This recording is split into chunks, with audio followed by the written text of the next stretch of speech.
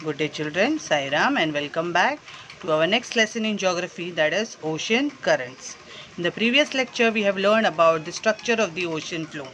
Okay, in the structure of the ocean floor we have learned about the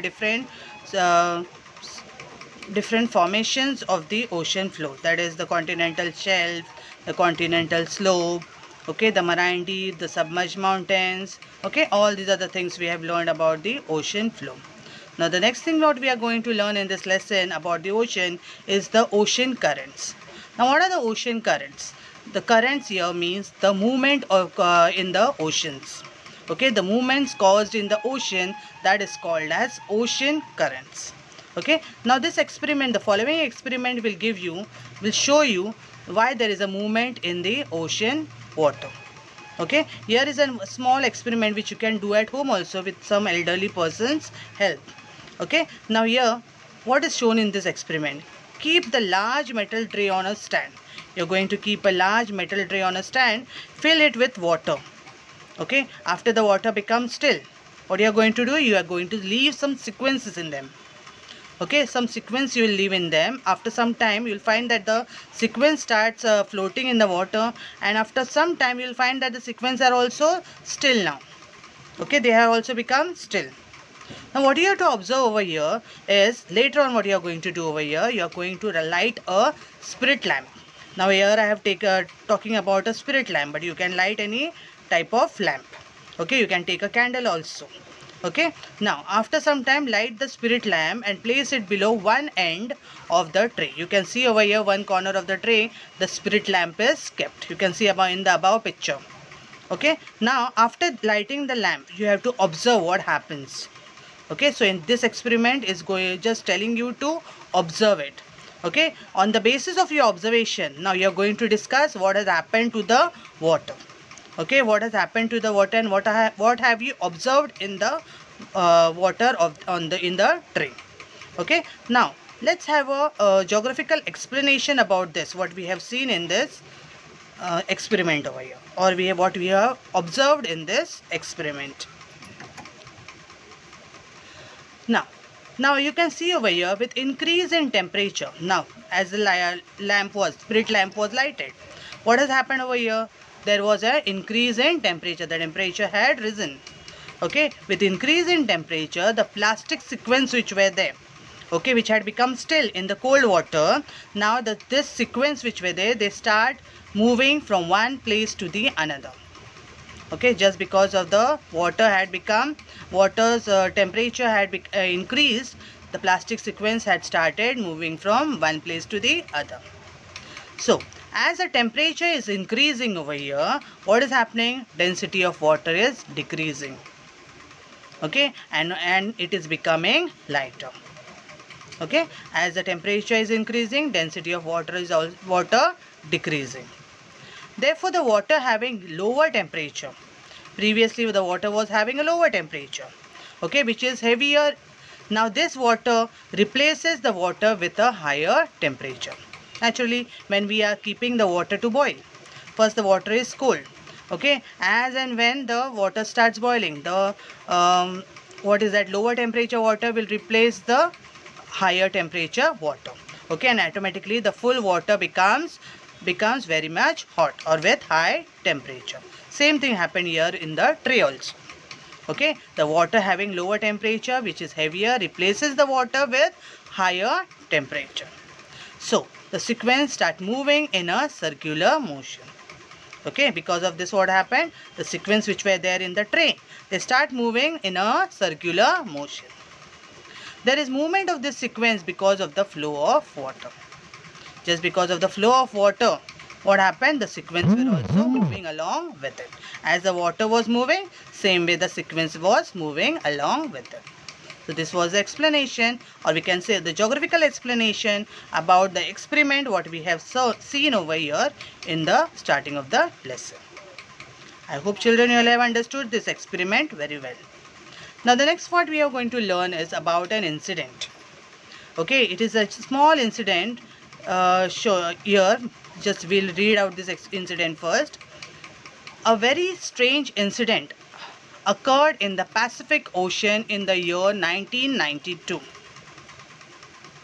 what had happened, a cargo ship, okay, which was a cargo ship sailed towards America from Hong Kong. Now the cargo ship was going from Hong Kong to America. Okay, it was on its way to America. While traveling through the Pacific Ocean, while the cargo ship was traveling through the Pacific Ocean, what happened, near the Hawaii Islands, okay, a container full of toys fell into the ocean and broke. Okay, now this cargo ship which was traveling from Hong Kong to America, in the middle only, that is in the near the Hawaii Island only, this container was broken, and it was full of toys. Now this container which was broken, around 28,000 rubber toys. Now 28,000 rubber toys which were there inside that container started floating on the ocean. Okay, this incident had taken place around 10 January 1992. Okay, this is the time when this container was broken down. Now a strange thing happened. After around 10 months, okay, after this 10 January 1992, after around 10 months, on 16th November 1992, some of these toys reached the coast of Alaska. Okay, I'll show you the map also over here. Okay, children, see the map properly. You can see over here, here is Hong Kong. Okay, when the cargo ship was on its way. Okay, you can see over here, as it was on its way, what happened? It broke down. Okay, then you can see over here, after 10 months, okay, it reached the coast of Alaska. Okay, I told you on 10th November, on November 1992, that is after the 10 months, or it was, some of the toys were found near the coast of Alaska. Okay, so here is the part where the toys were found. Okay, next.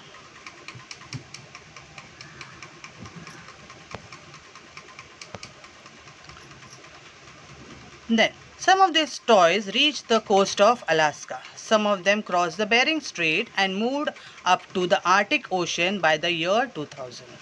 Okay, you can see in this map over here that, see, you can see the direction given by these red color lines over here.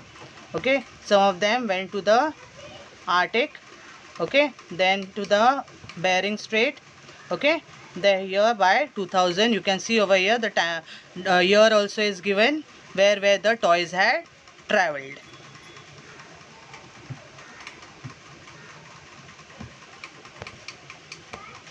Okay, nextly, some of them also floated to the Atlantic Ocean. Okay, some of the toys which were there, they even went to the Atlantic Ocean from the Arctic Ocean. As you all know, the seas, that is the oceans, they are linked to each other. Okay, so from the Arctic Ocean, the toys went to the Atlantic Ocean also. Now, some of these toys which were there reached the eastern coast of America in 2003. You can see in this picture over here. Okay, some of them reached the eastern coast of America, okay, by 2003. Okay, so you can see over here 2003, this part. Okay, by 2003 even they reached the eastern coast of America. Then the remaining toys which were there, now the remaining toys which were there, some of the toys had even reached the European coast. Okay, some of the toys even reached the European coast. You can see over here also, European coast, that is in 2007. Okay, then some of the toys even reached the eastern coast of America, as I told you, in the year 2003. Okay, then by from the Hawaii Islands, some toys even took the route to Australia. Okay, you can see over here in this picture, even the till Australia also some of the toys are reaching. So all this network which you can see over here, children, that is here the container had broken down, but the toys from where it reached, you can see over here. So you can see this direction, here, then here. Okay, even from here till here it went. Then from here till Australia it went. Okay, so everywhere the toys moved about. So many 28,000 toys were there, and these are the toys which were found in so many places. Okay, understood, children? Now let's have a geographical explanation why this incident took place in such a way. Okay, now as you all know, the ocean water can be divided into two parts. Okay, the ocean water which is there, that can be divided into two parts, on the depth surface water and the deep water. Now whenever we talk about the ocean water, first of all we talk about the surface water and also about the deep water. And as you all know, the rays of the sun, although it is radiated back when it is falling on the surface of the earth, but then also some of its rays, it penetrates also into the water. Okay, but up to a certain depth only. Okay, up to a certain depth the rays of the sun penetrate into the ocean water. The upper layer extends up to 500 meter from the sea level. Okay, up to 500 meter depth the upper layer is extending. Now below 500 meter depth, whatever region is there, that region we can say that is below the depth of 500 meters is considered, the region from sea level to the depth of 500 meters is considered to be surface water, while below it is called as depth of the ocean. Okay, sunlight can reach till this depth. As I have already told you, some of the sunlight penetrates into the ocean water also. Okay, now up to a 500 meter depth, it nicely penetrates into the water. Okay, so sunlight can reach up to a depth of 500 meter. The movement in this layer, because of the penetration of the sunlight, what happens? There is a movement in this water, as we have seen in the earlier experiment. Just because of the water which is getting heated up, okay, where the temperature is rising. Just because of the rise in temperature, there is a movement in the water. Same thing happens here also. Okay, the rays of the sun is penetrated into the water up to a depth of 500 meter, which is called as a surface water. So just because of the penetration of the rays of the sun, what happens? There is a movement in this layer. Okay, the movement in this layer occur mainly due to differences in temperature and salinity. Now how this movement is taking place? Just because of the difference. The difference which takes place because of the temperature and salinity. Temperature and salinity are the two properties of seawater or ocean water. Okay, temperature and salinity are the properties of ocean water. Okay, and the movement in this layer mainly takes place because of the difference that is caused because of temperature and salinity. That is one thing. The next thing is the planetary winds. What are planetary winds? We have learned about planetary. What are planetary winds? The winds which blow on the surface of the earth throughout the year. Okay, throughout the year, the winds which are blowing on the surface of the earth, that are called as planetary winds. Now just because of this planetary winds also, it gets a speed. The ocean currents get a speed over here. Okay, first of all, as we know, the movement is caused just because of the differences in temperature and salinity. Above that, the planetary winds also help the ocean currents to move from one place to the. Yes, children, so we have learned about the movement in the ocean water. That's all for today's lecture. The remaining part of the lesson we'll do in the next lecture. Till then, thank you, children.